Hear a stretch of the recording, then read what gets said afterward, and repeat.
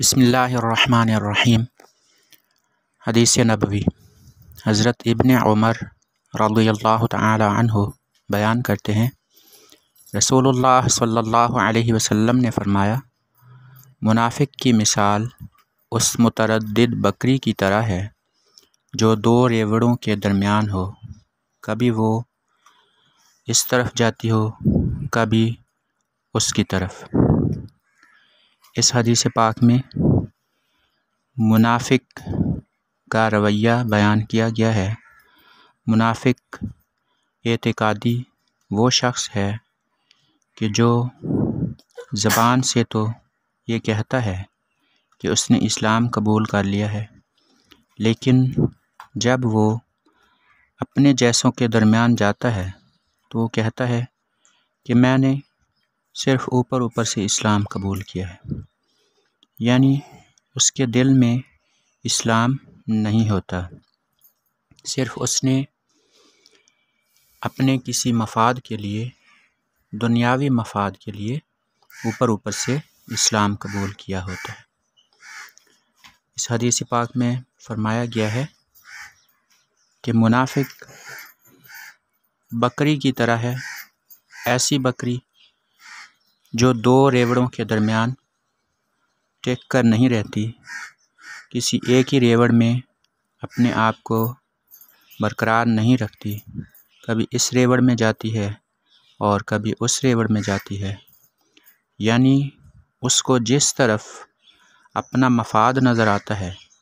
وہ اس طرف ہو جاتا ہے۔ اگر اس کو کسی کافر سے کوئی کام ہوتا ہے، اس سے کسی دنیاوی مفاد کی امید ہوتی ہے تو وہ کافروں کے ساتھ مل جاتا ہے، اور اگر اس کو مسلمانوں سے کسی دنیاوی مفاد کا لالچ ہوتا ہے تو وہ مسلمانوں کے ساتھ مل جاتا ہے۔ منافق کافر سے بھی بدتر شخص ہوتا ہے، کیونکہ کافر تو علی الاعلان اپنے آپ کو اسلام سے دور ہونے کا اعلان کرتا ہے، علی الاعلان وہ اپنے آپ کو اسلام سے دور قرار دیتا ہے۔ مسلمان سب انسانوں سے بہتر ہے کہ وہ اسلام قبول بھی کرتا ہے، اس کا اقرار بھی کرتا ہے، اور علی الاعلان یہ بتاتا ہے کہ میں مسلمان ہوں، جبکہ منافق